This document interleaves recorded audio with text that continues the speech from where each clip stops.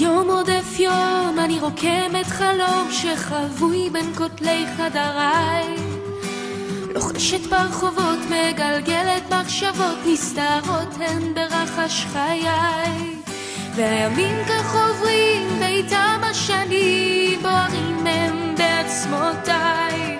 אז שיפתח את חדרי וגלה עולמי ואז אצעק, עכשיו תורי לגעת בזריחה, עכשיו תורי להיות שם בפסקה, עכשיו תורי לפתוח את הכל, לפרוס כנף ולא ליפול ולשיר.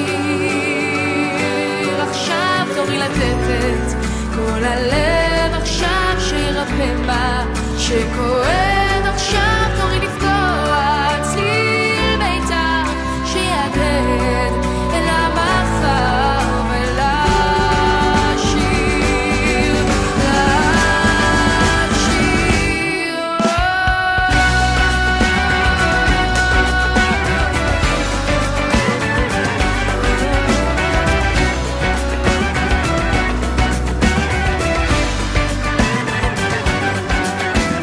יום ועוד יום במציאות בלי חלום, רדופה ברחובות בלי אוויר, ניגשת לשם וחוזרת לכאן, נמדדת בזמן בלי מחיר, והימים לא חוזרים והזמנים משתנים, חלומות עשו. היה מאוד נעים לשמוע וגם לחוות את זה נפשית.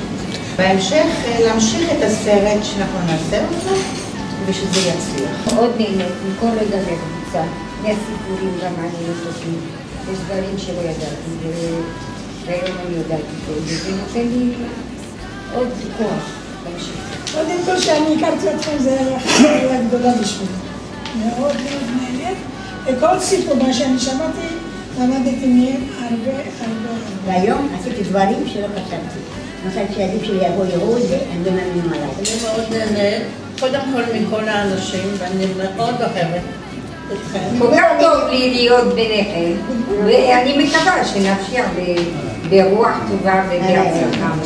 כמעט ופרשתי, והחברות שלי יודעות. נכון. חזרתי בי, ואני לא מצטערת בכלל. ולכן אני נהנית מאוד גם כן, מחכה מתי מגיע יום חמישי, כדי להיפגש עם החברות ולשחק וליהנות. מקווים שנצליח. אני אוהבת לעשות הרבה דברים, אבל אני מאוד נהנית פה. אני שמעתי כל מיני דברים שלא ידעתי. שמעתי הרבה סיפורים על המלחמה, על הפחד, אבל לא שמעתי על האהבה. אני מקווה שיהיה לנו סיפור על האהבה. זה הכל טוב, זה מצוין, זה הכל.